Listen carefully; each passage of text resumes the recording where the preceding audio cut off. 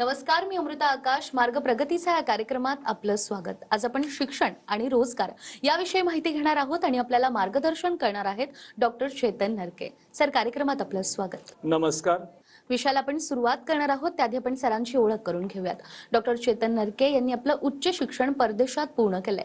Production engineer कोल्हापूरमधून आणि शिकागोमधून MS computer science, न्यूयॉर्कमधून MBA तसंच एक्झिक्युटिव्ह MBA लंडन बिझनेस स्कूलमधून त्यांनी पूर्ण केलंय. जगभरातील विविध देशातील बहुराष्ट्रीय कंपन्यांमध्ये उच्च पदावर काम करण्याचा अनुभव घेऊन ते भारतात परतले. कृषी, पशुसंवर्धन, सहकार, बँकिंग, शिक्षण अशा विविध क्षेत्रात ते कार्यरत आहेत. या क्षेत्रातील विविध विषयांवर वेगवेगळ्या राष्ट्रीय आणि आंतरराष्ट्रीय पातळीवर भारताचं प्रतिनिधित्व त्यांनी केलंय. आशियातील नामवंत अर्थतज्ञ म्हणून ते प्रसिद्ध आहेत. सध्या ते थायलंड सरकारच्या वित्त मंत्रालयाचे वाणिज्य सल्लागार, इंडियन डेअरी असोसिएशनचे संचालक, महाराष्ट्रातील नामवंत गोकुळ दूध संघाचे संचालक, युथ डेव्हलपमेंट बँकेचे चेअरमन, महाराष्ट्र चेंबर ऑफ कॉमर्सच्या आंतरराष्ट्रीय रिलेशनशिप कमिटीचे को चेअरमन, कुंभी कासारी शिक्षण संस्थेचे संचालक अशा विविध संस्थांच्या पदावर ते कार्यरत आहेत. तर आज आपण रोजगार आणि शिक्षण या विषयावर बोलणार आहोत. सगळ्यात आधी सध्याची जी शिक्षण पद्धती आहे ही रोजगार आणि स्वयंरोजगारासाठी नेमकी किती पोषक आहे याबद्दल तुमचं मत काय? अमृता मॅडम, आत्ताची जर तुम्ही न्यू एज्युकेशन पॉलिसी जर बघितली तर त्या पद्धतीनं जे चेंजेस आपल्या अकॅडमिक्समध्ये लागणार होते ते गव्हर्नमेंटनं त्या पद्धतीने एम्बेडेड केलेले आहेत. कौशल्य विकास यासारखे विषय त्याच्यामध्ये आहेत. मल्टी डिसिप्लिनरी, मल्टी एंट्री हे बरेच ऑप्शन जे विद्यार्थ्यांना आधी नव्हते. त्यामुळे वेगवेगळ्या विषयांचा त्यांना अभ्यास एकाच स्ट्रीममध्ये आधी करता येत नव्हता, पण तो आता चांगल्या पद्धतीनं त्यांना ते सिलेक्ट करता येईल अशा पद्धतीनं गव्हर्नमेंटने त्याच्यामध्ये न्यू एज्युकेशन पॉलिसीमध्ये चेंजेस केलेले आहेत. पण मला महत्त्वाची गोष्ट याच्यामध्ये असं वाटतं की कुठल्याही रोजगाराचा किंवा स्वयंरोजगाराचा जर आपण याच्यामध्ये अभ्यास केला तर शिक्षणाचा कल विद्यार्थ्याचा किंवा त्या आपल्या पाल्याचं कुठं आहे हे अगदी जाणून घेणं महत्त्वाचं आहे. म्हणूनच अरुण नरके फाउंडेशनच्या माध्यमातून आम्ही नेहमी सायकोमेट्रिक अनालिसिस असेल किंवा ॲप्टिट्यूड टेस्ट याचा अभ्यास करून मुलांचा नॅचरल कल कुठं आहे ही आधी समजून घेतलं पाहिजे. काय काय वेळी आपले पालक आपली अपेक्षा मुलांच्यावर लादल्या जातात की मला डॉक्टर व्हायचं होतं पण मी होऊ शकलो नाही म्हणून माझ्या मुलांना डॉक्टर व्हावं. हे थोडंसं कुठंतरी आपल्याला वेगळ्या पद्धतीने विचार करावा लागेल. आपण महाराष्ट्राच्या या भूमीतून येतोय. आपल्याला छत्रपती शिवाजी महाराजांनी सुद्धा वयाच्या बालपणापासून स्वराज्याचं स्वप्न बघितलं आणि त्या पद्धतीनं काम केलं. त्याच पद्धतीनं आपल्या मुलांना देखील वयाचं बंधन न ठेवता शिक्षणातले वेगवेगळे विषय त्यांना एक्सपोजर देणं ही मला वाटतं पालकांची जबाबदारी आहे. मग ते ताळेबंद असू दे, बँकेचे व्यवहार असू देत, रोड क्रॉस करताना कुठली RTOची नियम आहेत ही असू देत, किंवा अभ्यासातले भौतिकशास्त्र असू दे, रसायनशास्त्र, या सगळ्या विषयाचं एक्सपोजर त्यांना कितीही लहान वय असलं तरी द्यावं असे मला वाटतं ते महत्त्वाचे विषय आहेत. आणि याचबरोबर व्हॅल्यू बेस्ड सिस्टम म्हणजे आपली कल्चर काय आहे, त्याच्यानंतर आपलं एंटरप्रेन्योरशिप स्किल्स काय आहेत, त्याचं एंटरप्रेन्योरशिप स्पिरिट काय आहेत, डे टू डे ॲक्टिव्हिटीजमध्ये लागणाऱ्या ज्या महत्त्वाच्या सर्व्हायवल स्किल्स आहेत हे देखील मला वाटतं या शिक्षण पद्धतीवर आपल्या मुलांना एक्सपोजर देण्यासाठी महत्त्वाचे आहे. अगदीच. जशा महत्त्वाच्या गोष्टी शिक्षण प्रणालीमध्ये काय काय असाव्यात असं तुम्ही तुमचं मत इथे सांगितलं. मात्र रोजगार किंवा स्वयंरोजगारासाठी देखील स्वयंरोजगारासाठी जी निर्मिती आहे यामध्ये शिक्षण किती महत्त्वाचे आणि त्यामध्ये देखील काही बदल होणं अपेक्षित आहे का? हो मॅडम, आता याच्यामध्ये जर बघितलं तर मी 20 वर्ष बाहेर देशात काम केलेलं आहे. माझं शिक्षणही बाहेर देशात झालेलं आहे. तुम्ही जर ईस्टर्न फिलॉसॉफी आणि वेस्टर्न फिलॉसॉफी शिक्षणामधली बघितली तर वेस्टर्न फिलॉसॉफी जी आहे ती त्याच्यामध्ये तुम्हाला वेगवेगळे विषय घेण्याचे स्वातंत्र्य असेल किंवा वेगवेगळ्या स्ट्रीम्समधून जाण्याचं स्वातंत्र्य असेल. त्यामुळे तुम्ही 12वी पर्यंत जरी शिक्षण केलं तरी तुम्ही स्वतःची फॅमिलीला सांभाळू शकाल असा कुठलाही जॉब करू शकता. त्यामुळे तुम्हाला ते सबल बनवतं आणि एक एंटरप्रेन्योरशिप स्किल्स जे असतं किंवा स्पिरिट असतो तो त्या 12वी पर्यंतच्या शिक्षणामधून मला वाटतं वेस्टर्न कल्चरमध्ये येतो. पण तुम्ही ईस्टर्न कल्चरमध्ये जर बघितलं तर मला वाटतं आपण जपान बघितलं किंवा सिंगापूर सारख्या कंट्रीज जर बघितलं तर जपानसारख्या देशामध्ये ते 9 वर्षाचं होईस तोपर्यंत तुमचे सर्व्हायवल स्किल्स जे असतात म्हणजे ट्रेन पकडायला घरातून कसं जायचं शाळेपर्यंत, परत कसं यायचं, बँकेमधला चेक कसा वटवायचा, या सगळ्या गोष्टी ते मला वाटतं 9 वर्षापर्यंत शिकवतात. आणि त्याच्याबरोबर भाषा आणि मॅथ्स हे 2 विषय ते घेतात आणि 9 वर्षानंतर अकॅडमिक्सला सुरुवात करतात. त्यामुळे थोडक्यात सांगायचं तर त्यांना एक गुड सिटीझन म्हणजे एक चांगला एक व्यक्ती म्हणून त्यांना पुढे आणणं, एक चांगला भारत देशाचा जसा जॅपनीज आहे त्या पद्धतीने भारत देशाचं एक व्यक्तिमत्व बनवणं ही त्यांची त्यामध्ये फोकस आहे. आपला जर आधीची गुरुकुल व्यवस्था जर बघितली तर गुरुकुल व्यवस्थेमध्ये एज्युकेशन सिस्टीममध्ये अकॅडमिक्स हा पार्ट होता आणि बाकीच्या गोष्टी त्याच्यामध्ये कला असेल, मायथॉलॉजी असेल, या सगळ्या गोष्टींचा त्याच्यामध्ये समावेश होता. पण आता मला असं वाटतं की आपण अकॅडमिक्स फक्त फोकस करून आपण फक्त एम्प्लॉईज केअर करतोय, फक्त एक रोजगार मिळवण्यासाठी असलेलं साधन. तो फ्री थिंकर, आर्टिस्ट, आर्किटेक्ट की जो माणूस आपण आधी भारताच्या शिक्षण व्यवस्थेतून तयार व्हायचा, तो आज होत नाहीये. त्यामुळं आपल्याला सुद्धा ज्यावेळी आपल्या शिक्षण व्यवस्थेचा आपण अभ्यास करतो, इतिहासाच्या गोष्टी आपल्याला घेतल्याच पाहिजेत. पण त्याचबरोबर बिर्ला, गोदरेज, किर्लोस्कर सारखे मोठे जे उद्योगपती आहेत, त्यांनी शून्यातून कसे उद्योगधंदे निर्माण केले, याचे देखील धडे आपल्याला आपल्या विद्यार्थ्यांना शिक्षणाच्या माध्यमातून देणं हे खूप महत्त्वाचं आहे. थोडक्यात सांगायचं झालं तर आपली शिक्षण पद्धतीमध्ये जे मार्केटेबल स्किल्स आहेत, जे स्किल्स आपल्याला सर्व्हायवल आणि आपल्याला जॉब तयार करण्यासाठी किंवा एक उद्योगपती बनण्यासाठी आहेत, ते आपल्याला आधीपासून 5वी पासून देणं हे खूप महत्त्वाचं आहे. नाहीतर आपण 12वी मध्ये जातो आणि मग आपला विद्यार्थी आपल्याला विचारतो की सर ह्याच्यापुढे मी काय करू. त्यामुळे आयुष्यातली 12वी पर्यंतचा वेळ हा अतिशय महत्त्वाचा आहे. आपल्याला खूप जबाबदारी यांना या गोष्टी विचार कराव्या लागतील. आपल्या ज्या गोष्टीकडे कल आहे त्याच गोष्टीमध्ये करून मला वाटतं शिक्षणामध्ये ती सुविधता किंवा सुलभता आणणं आज गरजेचं आहे. अगदीच. जे मुद्दे आता तुम्ही सांगितले की नेमकं शिक्षण प्रणालीमध्ये कोणकोणते बदल व्हायला हवेत आणि ते बदल करणं खरं तर काळानुरूप गरजेचं देखील आहे. मात्र सध्याचा जर आपण विचार केला तर सध्या रोजगार आणि स्वयंरोजगार या विषयक नेमक्या कोणकोणत्या संधी उपलब्ध आहेत, कारण या संधी उपलब्ध आहेत हेच नेमकं विद्यार्थ्यांना माहीत नाहीये. आता नेहमी तुम्ही कुठल्याही उद्योगधंद्याचा किंवा रोजगाराचा विचार करताना तुम्हाला भविष्यातले ट्रेंड्स कुठले आहेत हे समजून घेतलं पाहिजे. आता तुम्हाला माहिती आहे डिजिटलचा जमाना आलेला आहे. आधी तुम्ही फोटो काढायचा त्यावेळी फक्त रोल वापरून फोटो काढायचा, पण आता तुम्ही डिजिटल कॅमेरानं फोटो काढताय. जर तुम्ही हे डिस्रप्टिव्ह चेंजेस जर एक्सेप्ट नाही केला आणि त्या पद्धतीनं तुम्हाला स्वतःला घडवलं नाही तर तुम्ही मार्केट मधून बाहेर फेकले जाल. त्यामुळे आपल्याला समजून घ्यावं लागणार की कुठल्याही उद्योगधंद्यामध्ये जाताना 3 प्रकारच्या कंपनी असतात. व्हॉट कंपनी, हाऊ कंपनी आणि वाय कंपनी. व्हॉट म्हणजे काय, कशासाठी आम्ही करतोय. म्हणजे एखाद्या गोष्टीमध्ये एखाद्या मला वाटतं ग्राहकाला काहीतरी इश्यू असेल की बाबा मला नळाचं पाणीसाठी नळ पाहिजे आहे, तर त्याचा तो पाणी आणण्यासाठी नळ आणणं हा विषय आहे. त्यामुळे एखादी कंपनी त्याचा प्रॉब्लेम आयडेंटिफाय करतं, तसा नळ बनवतं त्याच्या कस्टमाइज पद्धतीनं आणि त्याला त्याची नीड फुलफिल करून देतो. त्याच्यामध्ये मार्जिन्स खूप कमी असतात.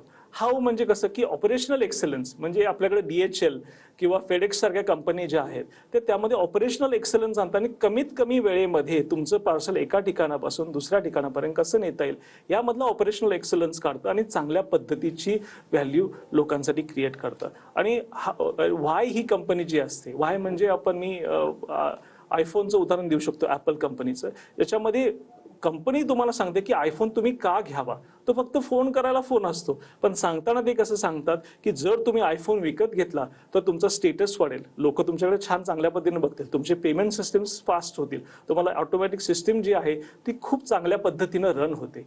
या गोष्टी तुम्हाला जर ते पटवून देतात आणि म्हणून त्याचे मार्जिन्स जास्त असतात. त्यामुळं लोकांच्या ज्या नीड्स आहेत किंवा भविष्यातला ट्रेंड सांभाळून लोकांना काय द्यावं हे पटवून द्यायचं असेल तर त्यामध्ये आपल्याला बघावं लागेल की आपण कुठं फिट होतो आणि त्या पद्धतीनं आपल्याला विचार करायला पाहिजे.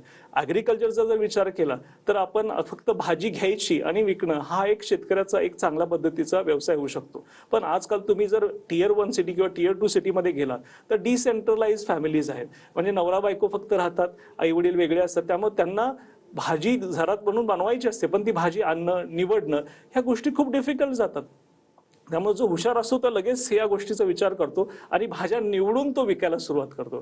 त्यामुळे तीच भाजी फक्त आपण निवडून जर दिली तर त्याला एक 10 ते 20% आणखी तुम्ही किंमत त्याची चार्ज करू शकता. हे अशा गोष्टीचा विचार करावा लागतो. मुंबईमध्ये येताना तुम्ही इथं बघितलं तर मोठमोठ्या काचेच्या बिल्डिंग आहेत. आता सध्या जर या काचेच्या बिल्डिंग जर घाण झाल्या तर साफ करायला पण त्या पाहिजेत. त्यासाठी मला वाटतं एक महिला मुंबईमधल्या आहेत, त्यांनी ते सगळे कॉन्ट्रॅक्ट घेतले आणि पूर्ण बिल्डिंग साफ करायचे कॉन्ट्रॅक्ट्स त्यांनी याच्यामध्ये करून एक नवीन उद्योग याच्यामध्ये तयार केलेला आहे. त्यामुळे या सगळ्या गोष्टीचा आपल्याला विचार करावा लागेल. कुठल्याही कॉर्पोरेट ऑफिसमध्ये गेलं तर आपल्याला छान झाडं दिसतात, ते डेकोरेटिव्ह प्लांट्स असतात, दर आठवड्याला ते चेंज होतात. तो एक चांगला बिझनेस आहे की आपण ती झाडं आपण रेंटवर देतो. त्यामुळे तुम्हाला जर एक स्वयंरोजगार बनवायचा असेल किंवा रोजगार बनवायचा असेल तर तुम्हाला तिथले फ्युचर ट्रेंडचा अभ्यास करावा लागेल. कुठं अपॉर्च्युनिटी किंवा संधी देते, त्याचं सोनं आपल्याला कमर्शियल पर्पजमध्ये कसं करता येईल. प्रत्येक वेळी आपण नवीन इनोव्हेशन करायला असं पाहिजे नाही, तर छोट्यामध्ये कमीत कमी पैशामध्ये चांगली क्वालिटी आपण जर ग्राहकाला दिली तर खरोखरच चांगल्या पद्धतीनं आपल्याला प्रत्येक क्षेत्रामध्ये आपल्याला संधी निर्माण करता येतील. अगदीच जसं तुम्ही आता म्हणालात, मात्र केवळ संधी असून चालणार नाहीये, तर त्या संधीचं सोनं निर्माण करण्याची देखील गरज आहे. तर अशा वेळेला आपले जे तरुण मित्रमैत्रिणी आहेत त्यांना तुम्ही काय सल्ला द्याल? मला वाटतं की आत्ताचं आपलं फास्ट फूडचं सध्याचं जग मॅडम आहे, सगळ्यांना शॉर्टकट करणं महत्त्वाचं वाटतं. पण मला एक सांगायला लागतं, कितीही आयुष्य पुढे जाऊ दे, हार्डवर्कला दुसरा पर्याय नाही. आपल्याला हार्डवर्क करावं लागतं, आपल्याला एलिजिबल व्हावं लागतं. जसं आत्ता बघितलं तर लोकांना लगेच ग्रॅज्युएट झाल्यानंतर एक सर्टन अमाऊंटचं पॅकेज पाहिजे किंवा अशा पद्धतीतच मला पाहिजे, असा न विचार करता की मी ज्या कंपनीमध्ये काम करणार त्या कंपनीला मी काय ऑफर करू शकतो, माझ्यावर जे ते पैसे लावणार त्याचा रिटर्न ऑन इन्व्हेस्टमेंट त्यांच्यासाठी रोजगाराच्या माध्यमातून मी त्यांना काय देणार आहोत, याचा आपल्याला विचार करावा लागतं. त्यामुळं नेहमी लोक म्हणतात की मला पैसा पहिल्यांदा पाहिजे आणि मग मी कामाची डिलिव्हरी, तर असं होत नाही. त्यामुळे मला तरुण विद्यार्थी जे आता नवीन मार्केटमध्ये येणार आहेत त्यांना एक लक्षात ठेवलं पाहिजे की पहिलं वर्ष जे असतं ते कामाचं असतं, दुसरं वर्ष नामाचं असतं आणि तिसरं वर्ष दामाचं असतं, म्हणजे पैशाचं असतं. आजकाल जर नाम आणि दाम पहिल्याच वर्षी मिळणं हे शक्य होणार नाही. त्यामुळे आपली जी अप्रोच जे आहे तो हार्डवर्कवर फोकस केला पाहिजे. प्रत्येक आपल्या इंडस्ट्रीमधला ट्रेंड्स काय आहेत, त्याच्यामध्ये असणारे छोटे मोठे बारकावे काय आहेत, लोकांच्या बरोबर काम कसं करायचं, मार्केटमध्ये कॉम्पिटिशन कुठली आहे, त्याच्यामध्ये आपण वेगळ्या पद्धतीनं काय इनोव्हेशन करू शकतो का, त्याच्यामध्ये आपण काय क्रिएटिव्हिटी करू शकतो का, आणि लोकांच्या गरजा चांगल्या पद्धतीनं लोकांच्यापर्यंत पोहोचवणं हा महत्त्वाचा विषय आपल्या जे आता नवीन तरुणी याच्यामध्ये या उद्योगधंद्यात येत आहेत हे करणं त्यांच्यासाठी महत्त्वाचं आहे. माझं एक स्वतःचं उदाहरण मॅडम मला द्यावंसं वाटेल. मी कोल्हापूरमधून एक साध्या शिवाजी बेटातून आलेला एक मुलगा होतो. मी ज्यावेळी बाहेर देशामध्ये माझ्या शिक्षणासाठी गेलो 2000 साली माझ्या कम्प्युटर डिग्रीसाठी, त्यावेळी मला असं वाटतं की मी घरातून पैसे घेणार नाही. मग त्याच्यामुळे मला लक्षात आलं की मी दिल्ली किंवा मुंबई किंवा रशिया किंवा ऑस्ट्रेलियासारख्या यासारख्या देशातून मी आलेलो नव्हतो, पण मला या गोष्टी महत्त्वाच्या होत्या की मी स्वतःच्या जीवावर हे शिक्षण करावं. मग त्याच्यासाठी मी वेगवेगळे त्यातून मार्ग काढले. मला वेबसाईट डेव्हलप, मी माझं कम्प्युटर नॉलेज माझं खूप चांगलं होतं. मी लगेच जाऊन जे शिकागो डाऊनटाऊनमधल्या कंपनी होत्या त्यांच्याशी अप्रोच केलं. ज्यावेळी त्यांना वेबसाईट बनवायला 2000 साली जवळपास $5000 ते $6000 लागायचे, तेच काम मी $500 करायचो. नंतर मला एवढ्या चांगल्या अपॉर्च्युनिटीज मिळत गेल्या शिकागो डाऊनटाऊनमध्ये. त्यानंतर मला असं लक्षात आलं की मी एकटा कमी पडतोय, मग मी माझ्या मित्रांना सुद्धा याच्यामध्ये काय घेत नाही. तर अशा तऱ्हेने माझी 12 लोकांची टीम ती माझ्याबरोबर काम करत होती. आणि हाच एंटरप्रेन्युअर स्पिरिट मला वाटतं की भारतातल्या प्रत्येक मुलाकडं मुलीकडं आहे. आणि या पद्धतीनं जर आपण विचार केला की नीड बेस काय आहे, आपल्याला मार्केटमध्ये काय महत्त्वाच्या गोष्टी आहेत, याचा जर आपण प्रामुख्याने विचार केला तर चांगल्या पद्धतीनं आपल्याला पुढे नेता येईल. तसंच मी ज्यावेळी न्यूजर्सीमध्ये किंवा न्यूयॉर्कमध्ये ज्यावेळी MBAची डिग्री करत होतो, त्याच पद्धतीने अशाच पद्धतीनं मी जसे कंपनीचे प्रॉब्लेम्स आहेत ते सॉल्व्ह करण्याचा प्रयत्न केला. त्यामुळं आपल्याला पूर्णपणे क्रिएटिव्हिटी, डेडिकेशन या गोष्टी आपल्यासाठी महत्त्वाच्या आहेत. कुठली गोष्ट पेशन्स आणि परसिस्टंट या गोष्टी तुम्ही जर केल्या नाहीत तर तुम्हाला सक्सेस एका दिवसात मिळत नाही. कुठलीही स्वप्न पाहताना ही आपण झोपेत बघून चालत नाही, तर ती जागी असताना स्वप्न बघावी लागतात आणि त्या पद्धतीनं काम करावं लागतं. अगदीच जसं तुम्ही सांगितलं की तुम्हाला एक संधी मिळाली आणि त्या संधीचं तुम्ही सोनं केलं, आणि म्हणूनच आज शिक्षण आणि रोजगार या विषयावर खरं तर अनेक तरुणांना तुम्ही मार्गदर्शन करताय, आणि हेच मार्गदर्शन आपण सरांकडून घेणारच आहोत एका छोट्याशा ब्रेकनंतर.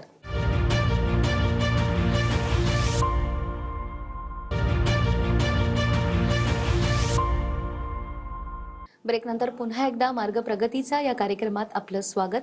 मार्ग प्रगतीचा या कार्यक्रमात आपल्यासोबत आहेत डॉक्टर चेतन नरके.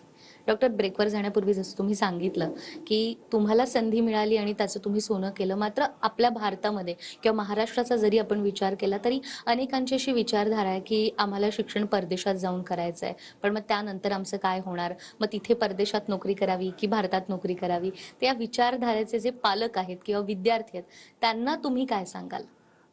मला असं वाटतं की आत्ता जर तुम्ही ग्लोबलायझेशनचा किंवा जागतिकीकरणाचा जर विचार केला तर आता सगळे देश हे बॉर्डरलेस झालेले आहेत, म्हणजे कुठल्याही व्यवसायासाठी. त्यामुळे मला वाटतं आपल्या इथं बेसिक एज्युकेशन आहे ते अतिशय छान आहे. जर एखाद्या देशामध्ये आपल्याला उच्च शिक्षण चांगल्या पद्धतीचं मिळत असेल तर ते 100% घ्यावे. मग ते US असेल, ऑस्ट्रेलिया असेल, सिंगापूर असेल, चायना असेल, कुठल्याही देशात. कारण जो कुठलाही बिझनेस बघितला तर तो लोकल बिझनेस राहिलेला नाही, तो नेहमी ग्लोबल कॉम्पिटिशनच करत असतो. कोल्हापूरमध्ये देखील मी लाईटवरचे स्ट्रीट लाईट्स बघितले तर ते चायनावरून आलेले आहेत. त्यामुळे जर कोल्हापूरमध्ये मॅन्युफॅक्चरिंग होणारा एखादा लाईट असेल आणि तो चायनाशी कम्पीट करत असेल, त्याच पद्धतीनं आपले देखील जे टॅलेंट आहे ते फक्त आपण लोकली किंवा डोमेस्टिकली कम्पीट करत नाही आहोत, आपण ग्लोबली कम्पीट करत आहोत. त्यामुळे आत्ताच्या ग्लोबलायझेशन प्रमाणे जिथं शिक्षण आपल्याला चांगलं मिळतं ते घ्यावं. असं विचार करू नये की फक्त घरी शिक्षण घ्यायचं की बाहेर, असा विचार हा फक्त मला वाटतं आता कॉन्सेप्टमध्ये राहिलेला आहे. आता सगळ्या गोष्टी बॉर्डरलेस झालेल्या आहेत. आपल्याला इंटरनेट असेल, ट्रान्सपोर्टेशन असेल, एव्हिएशन थ्रू असेल, की ह्या सगळ्या गोष्टी खूप सोप्या झालेल्या आहेत. त्यामुळं जेवढं तुम्हाला मॅक्सिमम शिकून घेता येतील तेवढं तुम्ही कोल्हापूरमध्ये सारख्या किंवा मुंबईसारख्या शहरात बसून देखील तुम्ही जर्मनीला सर्व्ह करू शकता. US मधले क्लायंट्स तुम्ही सर्व्ह शकता, ऑस्ट्रेलियामधले क्लायंट्स देखील तुम्ही सर्व्ह करू शकता. फक्त एवढंच आहे की माझं जर स्वतःचं उदाहरण घेतलं तर 20 वर्ष मी बाहेर देशात काम केलंय, शिक्षण घेतलंय, चांगल्या मोठ्या मोठ्या मल्टीनॅशनलच्या CFO म्हणून काम केलेलं आहे. आत्ता सुद्धा मी थायलंड गव्हर्नमेंटसाठी ट्रेड ॲडवायझर म्हणून काम करतो. पण एक मात्र आहे की मी माझ्या आईवडिलांची असलेलं कमिटमेंट, माझ्या देशाशी असलेलं कमिटमेंट, माझ्या शिक्षकांची आणि माझ्या मातीशी असलेली नाळ मी विसरलेलो नाही आहे. आणि जे मी शिकलोय ते परत माझ्या भारतातल्या बांधवांना, माझ्या कोल्हापुरातल्या लोकांना, माझ्या महाराष्ट्राला त्याचा उपयोग व्हावा आणि मॅक्सिमम माझा GDP पर कॅपिटल एवढा वाढवता येईल माझ्या माध्यमातून, माझ्या नॉलेज किंवा माझ्यासारखे जे बरेच युवक बाहेर देशात काम करतात त्याचा उपयोग माझ्या भारतीय बांधवांना कसा होईल याचा मी विचार करून मी इथं परत आलोय. आणि माझ्या कुठल्याही गोष्टीमध्ये मला कॉम्प्रोमाइज करावं लागत. मी इथं बसून बाहेर देशातले सुद्धा इंटरनॅशनल कन्सल्टिंग मी आजही करतो, मोठमोठ्या कंपन्यांना आजही कन्सल्टंट म्हणून काम करतो. आणि त्याचबरोबर माझ्या शेताच्या बांधावर माझा ऊस आणि आंब्याची लागवड किंवा आवोकाडोचं पीक देखील मॉडर्न अल्ट्रा हाय डेन्सिटीच्या मॉडर्न पद्धतीनं करतो. त्यामुळं कुठलीही आता सगळ्या बॉर्डर्स सीमलेस आहेत. सगळ्यांनी एकत्र येऊन काम करणं हे महत्त्वाचं आहे, देशासाठी काम करणं महत्त्वाचं आहे. आणि जेवढं तुम्हाला शिकता येईल तेवढं शिका आणि दुसऱ्यांनाही मदत करा, ही महत्त्वाची त्यातली गोष्ट आहे. अगदीच. शिक्षणाला खरं तर कोणतीही मर्यादा नसते आणि हे तुम्ही दाखवून दिलंय, कारण या क्षेत्रामध्ये तुमचा इतक्या वर्षांचा अनुभव देखील आहे. तुम्ही अर्थतज्ञ म्हणून काम करता, वाणिज्य सल्लागार म्हणून तुम्ही काम पाहताय आणि नुकताच तुमचा थायलंड आणि मलेशियाचा दौरा देखील झालाय. त्या दौऱ्याच्या दरम्यान नेमका काही अनुभव किंवा काही एक्सपिरियन्स असा देखील आला का की या एक्सपिरियन्स मधून आपले जे प्रेक्षक आहेत आणि जे विद्यार्थी आता आपला हा कार्यक्रम बघतात त्यांनाही काही शिकायला मिळेल किंवा एखादी संधी मिळेल त्यांना? अतिशय म्हणजे मला खूप चांगला प्रश्न मॅडम तुम्ही विचारला. माझा मलेशियामध्ये ग्लोबल CFO कॉन्फरन्स होती, ज्याच्यामध्ये बऱ्याच मोठ्या देशातल्या मोठ्या कंपनी म्हणजे Johnson and Johnson, Danone, banking industry, aviation industry यामध्ये सगळ्या कंपनीचे CFO तिथं होते. आणि त्याच्यामध्ये माझा विषय होता की स्मार्ट फायनान्शियल अनालिसिस म्हणजे ताळेबंदाचा ॲडव्हान्स पद्धतीनं कसं आपण विश्लेषण करता येईल. आणि नवीन जे अर्थव्यवस्थापक आहेत किंवा जे चीफ फायनान्शियल ऑफिसर म्हणून काम करतात त्यांनी नवीन येणाऱ्या डिस्रप्टिव्ह मार्केटमध्ये कशा पद्धतीने त्यांचा रोल इव्हॉल्व्ह होते, कुठल्या नवीन ॲडिशन त्यांना करावे लागतील. कारण आत्ता फक्त फायनान्स बघताना त्याला अकाउंटिंग किंवा टॅक्सेस येऊन चालत नाही, तर सेल्स कसं काम करतं, मार्केटिंग कसं काम करतं, सप्लाय एंड टू एंड कसं काम करतं, या गोष्टी त्याला माहीत असणं बरोबर आहे. कारण नुसतेच नंबर्स क्रंच करून चालत नाही, तर त्या नंबरच्या मागची गोष्ट जी पूर्ण कथा आहे की बाबा आपला खर्च किती होतो, आपल्या एका सेल्सचा खर्च किती आहे, या सगळ्या गोष्टींची माहिती जर त्या फायनान्स पर्सनला असेल तरच तो चांगल्या पद्धतीने निर्णय भविष्यामध्ये घेऊ शकतो. त्याच पद्धतीने मी ज्यावेळी थायलंडमध्ये आसियान कंट्रीजची क्लायमेट चेंज कॉन्फरन्स होती, त्याच्यामध्ये मी डेअरी आणि ॲग्रिकल्चरचा येणाऱ्या ग्लोबल वॉर्मिंगमध्ये जे ग्रीन गॅस एमिशन्स होतात त्याचा इम्पॅक्ट कसा होतो आणि होणाऱ्या G20चे जे गोल्स आहेत त्याच्यामध्ये आपण कशा पद्धतीनं नाविन्यपूर्ण किंवा इनोव्हेशन त्याच्यामध्ये यूज किंवा क्रिएटिव्हिटी यूज करून कशा पद्धतीनं हा ग्लोबल वॉर्मिंगचा इम्पॅक्ट कमी करू शकतो डेअरी आणि ॲग्रिकल्चर सेक्टरमध्ये, याचा मी त्याच्यामध्ये 1 तासाचं स्पीच मी इंटेलेक्च्युअलच्या समोर दिलं. आणि मला खूप छान काय वाटतं की हे पॉलिसी मेकिंगमध्ये जाणार आहे. आणि ज्यावेळी मी रोजगाराच्या दृष्टीनं किंवा स्वयंरोजगाराच्या दृष्टीनं बघतो त्यावेळी विषय लक्षात येतात की या छोट्या छोट्या गोष्टी आहेत. जसं पॅकेजिंगचं बघता, तर आता सध्यात जो ट्रेंड आहे जगामध्ये तो बायोडिग्रेडेबलचं पॅकेजिंग आहे. म्हणजे जे आत्ता जे ग्राहक असतात ते बायोडिग्रेडेबल पॅकेज असेल तरच तुमचा प्रोडक्ट विकत घेतात.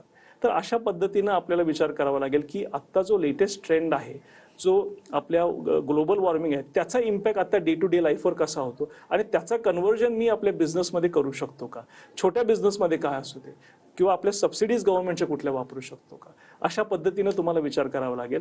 मला एवढंच माहिती आहे की जगामध्ये भरपूर फिरल्यानंतर एक विषय आहे की तुमचा माइंडसेट तुम्हाला बदलावा लागेल. तुम्हाला फक्त सोलोमध्ये न विचार करता 360 डिग्रीचा विचार करावा लागेल. तुम्हाला एलिजिबल आणि पात्र बनावं लागेल आणि तरच तुम्ही काय डिझर्व करता ते तुम्हाला मिळेल. त्याच्यानंतर तुमचे रीडिंग्स लोकांचं मला लक्षात येतं की खूप कमी आहे, ते आपल्याला व्यवस्थित करावं लागेल. आणि महत्त्वाची गोष्ट म्हणजे डेडिकेशन, परसिस्टन्स आणि पेशन्स जर तुम्ही ठेवला तर आयुष्यात तुम्ही काहीही अचीव्ह करू शकता. अगदीच. गेल्या इतक्या वर्षांपासून तुम्ही वेगवेगळ्या क्षेत्रांमध्ये कार्यरत आहात आणि म्हणूनच इतक्या आत्मविश्वासाने अनेक विद्यार्थ्यांना तुम्ही संबोधित करत असतात आणि हा अनुभव खरं तर त्याच्यातूनच आलेला आहे. आज देखील तुम्ही तुमचे वेगवेगळे अनुभव खरं तर आमच्यासोबत शेअर केले. आपले खूप खूप आभार. धन्यवाद. त्याचबरोबर मार्ग प्रगतीचा या कार्यक्रमात वेळ झालीये इथेच थांबण्याची. पुन्हा भेटूया अशाच एका नव्या विषयासह. तोपर्यंत नमस्कार.